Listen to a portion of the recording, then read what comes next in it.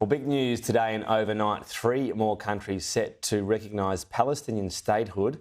That would happen next week, well ahead of any, obviously, two-state solution. Joining me live is the Agriculture Minister, Murray Watt. Thanks for your time. A few to get through, but let's start on this one. So Ireland, Norway and Spain all recognising a Palestinian state. That'll happen next week.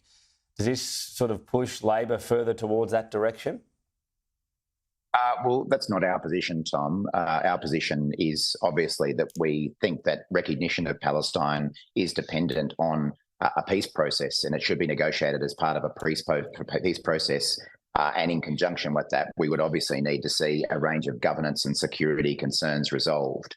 So that's our position. Of course, Penny Wong did raise this a couple of weeks ago and noted that there was a move in the international community towards recognition of Palestine. But we've been very clear that we see that as something to be determined as part of a wider peace process. I heard the remarks of Jake Sullivan, Joe Biden's national security advisor, essentially saying a very similar thing today. Okay. I wanted to get to your portfolio as well. So you're going ahead with this ban on live sheep exports. One question that's being put to you is that, well, we do this ban based on animal welfare. Fair enough in of itself. But the countries that fill the gap on this, they're not going to be any better on animal welfare, are they? In fact, they'll probably be much worse. Look, I've certainly heard that argument being put, Tom, and let's remember that this is a commitment that we took to the last 2 federal elections.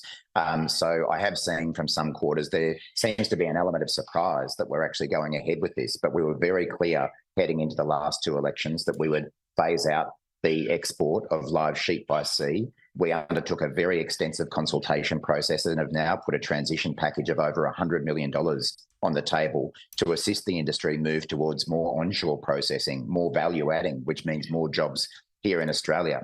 But the reality is that if you look at the countries that are importing live sheep at the moment, which typically are in the Middle East, they are already buying far more sheep meat from Australia than they are buying live sheep. So there is a trend towards processed meat being imported into the Middle East instead of live sheep. They do import live sheep at the moment as well, but that number is rapidly decreasing. Okay. And I guess this is the issue, is that over the last 20 years, that trade has collapsed in Australia and it's been replaced by sheep meat exports. Farmers still seem pretty unimpressed, some walking out on a speech you were giving during budget week. Are you willing to lose WA seats over this? It's a bigger issue over there compared to the rest of the country. Well, for starters, we're not doing this as some sort of political move to try to win seats. We believe that this is the right thing to do. The community generally has spoken up very loudly that they believe that this trade needs to be ended.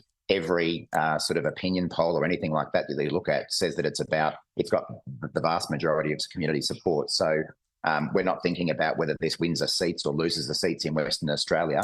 But I'm very confident that the majority of Western Australians support what we're doing as well. All right. Well, that question, I suppose, one of many in the mix at that next election. I wanted to ask you about immigration. Labor's been critical of Peter Dutton's move, but not the Premier up there in Queensland. So Stephen Miles said, yep, this is my idea. He even said that he believes that large number of migrants coming are essentially clogging Queensland roads. Do you agree with that? Well, I'll use my own words to describe the situation, and my own words are that migration is too high. We know why it's too high. It's because Peter Dutton made an absolute mess of the migration system when he was the Home Affairs Minister, riddled with rorts, completely lacking in integrity, an explosion in international student numbers, an explosion in exploitation, and we're fixing that. So that's why we've already committed to halve net overseas migration by next financial year. We're well on track to achieve that.